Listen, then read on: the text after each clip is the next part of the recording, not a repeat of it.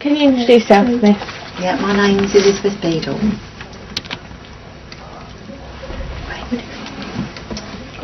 Okay, what sort of childhood did you have?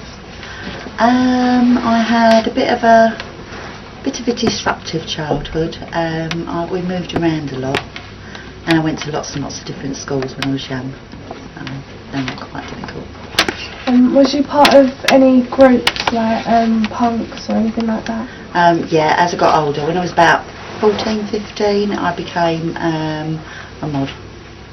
And then I was a skinhead after that. But that was just the fashion at the time, and we wore mohair suits and done things like that. Have you got like any brothers or sisters? Yeah, I've got two brothers and a sister. Was your brothers or sister any part of any groups as well? Do you know, I can't even remember. They were part of groups, but they just did their own thing. Where in Southend, if in Southend, did you like hang around about? Well, I haven't been in Southend that long. I've lived here about 10 years now, but I was brought up in the East End of London, so I used to hang about in the East End. And the type of music I was into at the time when I was 14, 15 was reggae. That sort of came over, and that was a big thing then. And that's what we used to enjoy and dance to, and that's what a lot of the music that was played in the clubs. And that's kind of. You know, you said you was a mod. Was there any sort of like disagreements, fights, anything like that between you and another group? Yeah, we used to. Or I say we. That it was mainly the boys. There was groups of mods, but there was also groups of rockers. So all the mods used to dress in their certain clothes, and the rockers used to dress in theirs, and they used to have all the leather, the rockers, and they had their motorbikes, and all us mods, we used to have the parkas, the mohair suits, and scooters, and we used to ride around in scooters. Do you have like a fashion disaster sort of outfit that you like ashamed of, like that you wore? Like? Oh, not at that time, funny enough. A few afterwards, but at that time, I thought it was a very smart time. You know, there was a dress code, and it was a very smart dress code at the time. So I was never ashamed of that. Were there any fights, like when you was a teenager? Was there any fights? Yes, there were. Yeah, there was a lot of fights. There was fights between the boys, not really the girls, but the boys used to fight with each other, mods and rockers. And there would also be fights in the evening with different youth clubs, because we used to hang about in youth clubs. Did you join in with any of the fights? A couple of times, yeah, I did. I'll be honest. I could lie, but no, I did get involved a few times. But then you sort of get a bit older and realise, no. You went from a mod to a skinhead. Went from a mod to a skinhead. And was that just a kind of fashion kind of thing, or did other things kind of change? It was a with fashion it as well? statement, because that was just what the crowd was doing. That was a transition that the crowd went through at the time. And you had to have your hair a certain way, you had to wear certain clothes. So all the boys wore their parkas and had their skinheads, and during the day, even the girls used to wear stay press Levi jeans and boots, and Ben Sherman shirts and braces, and the girls wore the same as the boys during the day. And then in the evening, all the boys would put their mohair suits on, so all the girls had their mohair suits, and we used to go out in all these lovely clothes, and it was a very, very smart time. But it was, at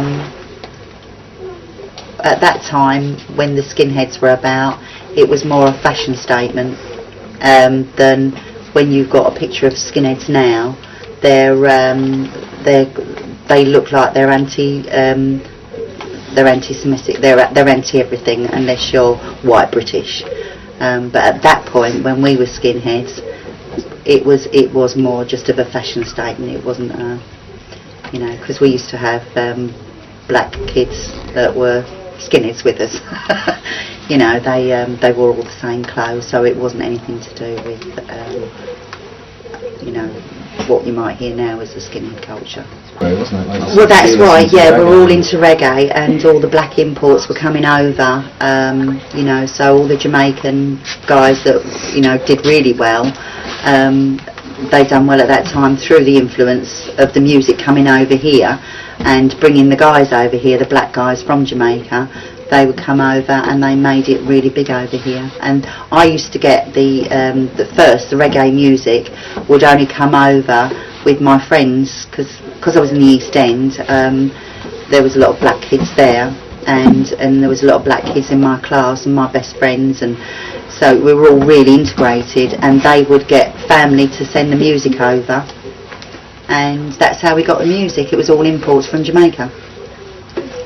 And what sort of year was you 15?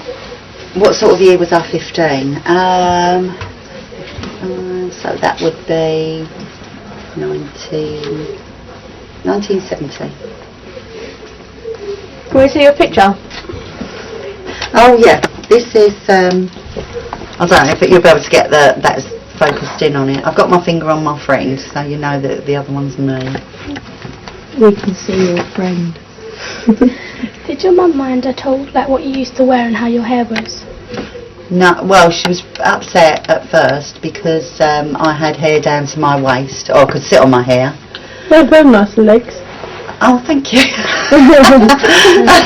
Thank you very much. And I went to the hairdresser's one day with the hair I could sit on, and then came home with none and a shaved-in parting. So I looked very different. Oh my god. Yeah, I'll be very, very devastated. Yeah, my mum was devastated. So that's just how it was. Supposed to get rid of all the split ends though.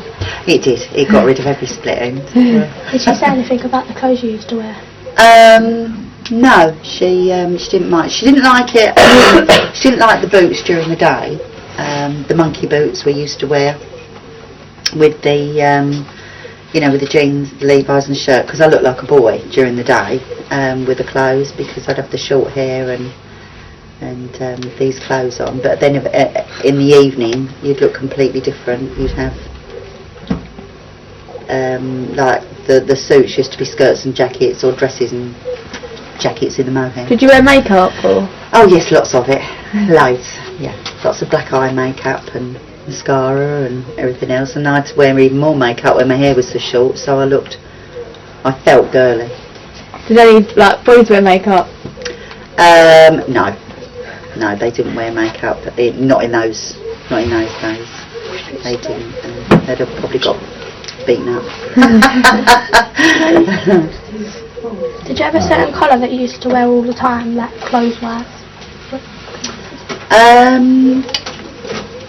No, not really. They went through different fashions, went through with different colours.